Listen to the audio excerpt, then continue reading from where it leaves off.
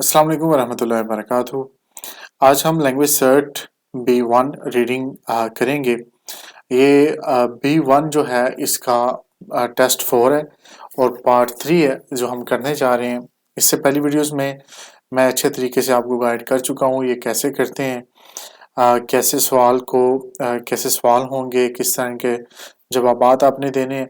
अगर वो वीडियोस आपने नहीं देखी तो B1 प्लेलिस्ट बनी हुई है रीडिंग की, उस प्लेलिस्ट को देख लें, आपके लिए फ़ायदा हो जाएगा। आसानी से आप प्रैक्टिस कर सकते हैं, चीज़ों को समझ सकते हैं।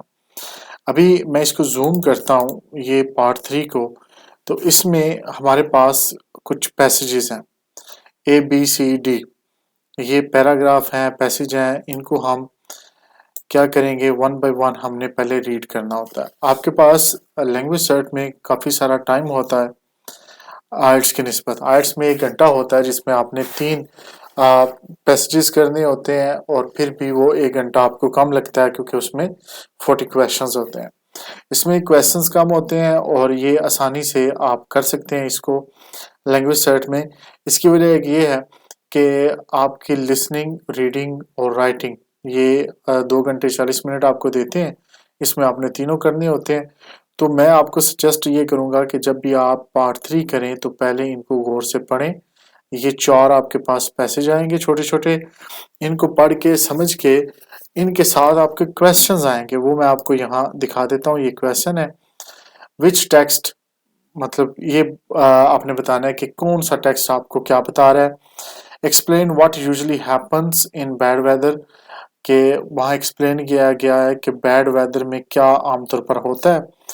इस part of a personal letter, ये पर्सनल लेटर का पार्ट है। कोई इस तरह का पैसेज होगा जो लेटर का पार्ट होगा। ये ऊपर और नीचे एक ही चीज़ है, आपने सवाल एक किया लेकिन कंफ्यूज करने के लिए ऊपर कुछ और लिखा हुआ है और नीचे कुछ और। Which text tell you exactly how much something cost, ये किसी टेक्स्ट में लिखा होगा कि कितनी कॉस्ट है किसी चीज़ की, उसके मतलब ये पैसेज बता रहा होगा। इसके बाद the benefits of a summer programme, ये किसी पैसेज में बताया गया है। Where a famous person went, एक फेमस पर्सन के बारे में जिक्र होगा, वो कहाँ गया था। About some players who did something unexpected, एक पैसेज में ये भी बताया गया होगा कि एक अनएक्सपेक्टेड थिंग किसी जो है प्लेयर्स ने की है, वो क्या है, वो किस पैसेज में बोला गया। About sports which people don't play on wet grass, और एक ऐसे स्पोर्ट्स का बताया गया होगा जो वेट जो ग्रास है उस पे नहीं खेला जाता। ठीक है जी, we don't play on wet grass, हम गीली घास पे नहीं खेलते। अब हमने करना क्या है, ये जो डब्बे आपको नजर आ रहे हैं, ठीक है, ये 7 क्वेश्चन जो हैं इनमें आगे हमने ABCD, जिस भी पैसेज में जो इन्फॉर्मेशन दी गई होगी हमने उसका आगे लिख देना है। ए में है तो ए लिखेंगे, बी है तो बी, सी या डी, जो भी आंसर होगा वो लिखेंगे। अब हम पढ़ते हैं सबसे पहले इनको। ये ए है, इसमें लिखा हुआ है the new Spartans football stadiums opening ceremony was held yesterday and attended by guests including star footballs.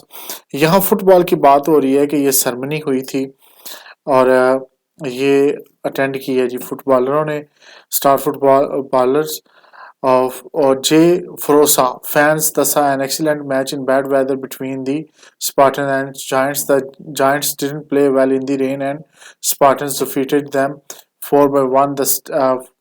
4-1. The stadium, which was built for €3 million, is now open to visitors on weekend. यहाँ सारी football के match की बात हो रही है। इसमें यह भी बताया गया है कि यहाँ बारिश हुई थी जिसकी वजह से, वेट ग्राउंड की वजह से वो सही खेल नहीं पाए।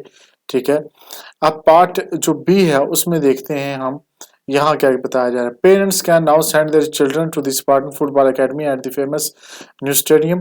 The 2 week camps are going to take place during the summer holiday in July and August with professional coaches and guest appearances by famous footballers. If you want your children to learn football skills and make new friends, this is the place for them. Take a friend and play half price. ये कोई academy वगैरह है या कोई एक place उन्होंने बनाई है जहाँ आपके बच्चे खेल सकते हैं, वहाँ जाके सीख भी सकते हैं फुटबॉल। तो इसके बारे में सारी बात की गई है। See the Spartans football stadium opening ceremony was great, I am so happy I could be there. ये एक बंदा फीडबैक दे रहा है कि मुझे बड़ी वो जो सेरेमनी थी स्पार्टन फुटबॉल की वो बड़ी अच्छी थी। तो मैं बड़ा खुश हूँ कि मैं वहाँ मौजूद था। तो ये लेटर हो सकता है, जो सवाल आया था कि part of letter. The building looks amazing. No wonder it's cost so much. The match was fantastic despite the weather. I thought the footballers would stop playing. ये है, बट ये जो बारिश वाली बात हुई थी ये इसमें आएगा, ये फर्स्ट में आएगा। But they were great and didn't go off, although the wet grass seemed quite dangerous. They are organizing football camps in the summer so we could go together. Agadi, rain delay and rain stop play are words used to describe sporting events which is delayed or cancelled because of the rain. Sports typically stop because of the rain include golf, tennis and cricket. Sports typically stop because of rain include golf, tennis and cricket. ये तीन ऐसे खेल हैं जो rain की वजह से रोक दिए जाते हैं। उनमें से पहला गोल्फ है, फिर टेनिस है और क्रिकेट है, इनको रोका जाता है। Where even slightly wet conditions can be natural for player, football games generally continue despite the rain. Football बारिश हो भी तो वो कहते हैं इनको जारी रखा जाता है। Although players can choose to stop the match and go off if the ground becomes too wet. अगर ज़्यादा गीला हो जाए तो इसको, ग्राउंड ज़्यादा गीला हो जाए तो ये भी प्लेयर अगर चाहें तो वो इसको छोड़ के जा सकते हैं। ये लबे-लुबाब सारे जो टेक्स्ट हैं इनका हमने देख लिया कि ये क्या कहते हैं। अब हमने जो क्वेश्चंस हैं उनको देखना है। अगर आपको समझ ना आए तो आपने दोबारा इनको पढ़ना है चारों को, फिर ना आए फिर पढ़ लें। जब तक समझ ना आए इसको छोड़ना नहीं। उसके बाद आपने क्वेश्चंस पे जाना है, देखना है कि आपका जो है ये जो क्वेश्चंस हैं लिखे हुए ये किस पैसेज में क्या बात कर रहे हैं। सबसे पहले लिखा हुआ जी explains what usually happen in bad weather. Bad weather में क्या होता है ये एक्सप्लेन कर रहा है। तो हमने यहाँ जो ये जो डी है इसमें हमने पढ़ा था कि बैड वेदर में क्या होता है कि ये स्टॉप होता है, rain delay and rain stop play are words used to describe a sporting event which is delayed और कैंसिल बिकॉज ऑफ रेन। ये है जी बैड वेदर, रेन को कहते हैं। तो इसमें जी क्या होता है ये सारी उसने बात बताई है स्पोर्ट्स पे ये कैसे अंदर असरअंदाज होती है। तो यहाँ हम इसका आंसर लिखेंगे डी। मैं ज़्यादा जिसकी एक्सप्लेनेशन की ज़रूरत नहीं होगी वो मैं एक्सप्लेन नहीं करूँगा, आगे चलूँगा। इसका डी है, आप दोबारा देख लीजिएगा। Second is part of a professional letter. ये प्रोफेशनल लेटर का पार्ट है। ऑलरेडी मैं आपको इसका बता चुका हूँ, लेकिन फिर भी हम देखते हैं कि इसका क्या आएगा। ये यहाँ मैंने बात की थी Spartans football stadium opening ceremony was great, ये मैंने बात की थी। तो ये सी आंसर इसका आएगा सेकंड का, कि ये लेटर है, फीडबैक दे रहा है या लेटर लिख के बता रहा है किसी को। तो ये सी इसका आंसर है। इसको पढ़ लीजिएगा, मेरी वीडियो रोक के देख लीजिएगा कि कहाँ क्या लिखा हुआ है, ये कैसे आंसर आता है। इसको आप तीसरे को गौर से देखिए। Exactly how much something cost, ये लिखा हुआ है जी किसी की कीमत के बारे में, ये ढूंढना पड़ेगा मुझे। यहाँ हमने शुरू से देखते हैं news partners football yesterday and guests including football was an excellent match in bad weather.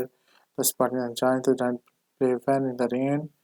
The stadium was built for 3 million euros. ये आपका जवाब है कि जो जो स्टेडियम की कीमत थी वो कितनी 3 मिलियन यूरोस थी, उसकी बात हो रही है। तो ये एग्जैक्टली इसकी कीमत बताई गई है। तो ये हमने इसका ये जो क्वेश्चन नंबर 3 है इसका हम लिखेंगे आंसर ए। क्वेश्चन नंबर 4 है the benefit of a summer programme. Summer programme का बेनिफिट क्या होता है। हम दोबारा आगे यहाँ तो हम ए को पढ़ा है, बी से शुरू करते हैं। Parents now send their children to the Spartan football academy and the famous stadium 2 weeks camp are going to take place during the summer holidays. ये है जी जुलाई एंड अगस्त। ये इसका जो बेनिफिट है, ये सवाल देखते हैं जी the benefits of a summer program. वो क्या बेनिफिट है कि पेरेंट्स अपने बच्चों को स्पार्टन एकेडमी में, फुटबॉल एकेडमी में भेज सकते हैं। 2 weeks कैंप है जो टेक प्लेस हो रहे हैं कब, समर में, समर की छुट्टियों में, जुलाई और अगस्त में। तो ये इसके बेनिफिट है, आप यहाँ उनको भेज सकते हैं। तो इसका जो चौथे का आंसर होगा वो होगा बी। पांचवा देखते हैं where is famous person went. एक फेमस पर्सन कहाँ गया था, यहाँ हमने कहीं पढ़ा था ए में शायद, ये जो लिखा है जे फ्रोसा fan then saw an excellent match in the bad weather. The Spartans and Giants. The Giants didn't play well. Rain Spartan defeated for the stadium was built. यहाँ शुरू से मैं पढ़ता हूँ।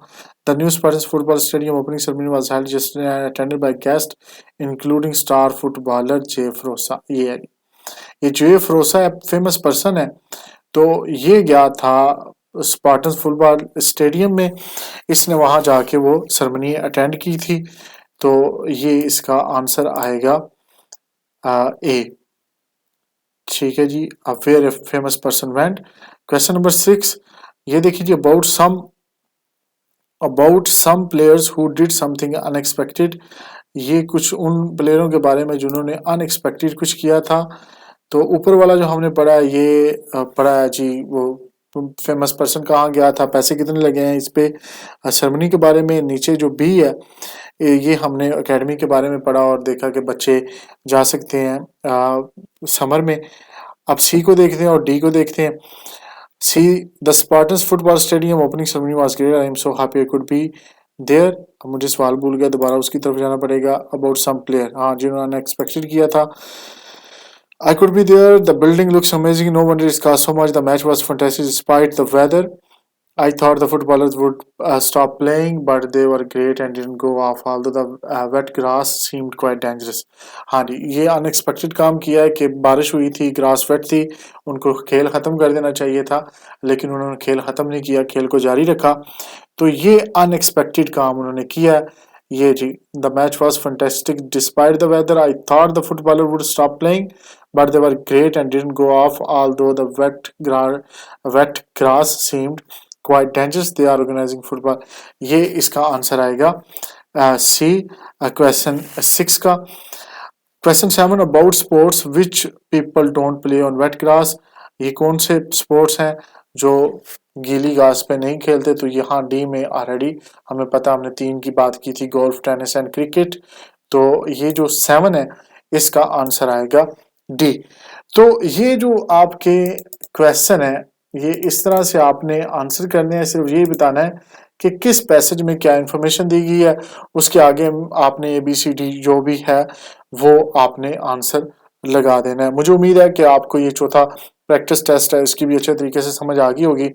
दुआ में याद रखिएगा। कोई क्वेश्चन हो तो कमेंट्स कर दीजिएगा, कॉल फजूल में ना कीजिएगा।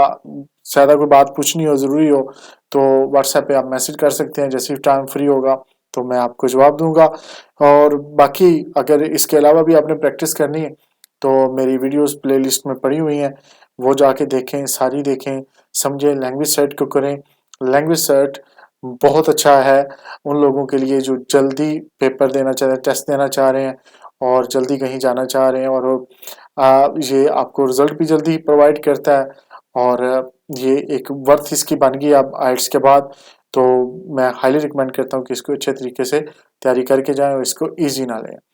लैंग्वेज सेट को बिल्कुल आपने इजी नहीं लेना, अच्छे से तैयारी कीजिएगा। दुआ में याद रखिए। अल्लाह हाफिज़।